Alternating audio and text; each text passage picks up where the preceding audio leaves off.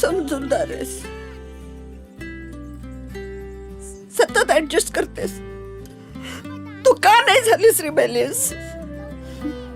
माझंच काहीतरी चुकलं असणार. चल जा तुझा. Anju sorry sorry sorry sorry sorry sorry.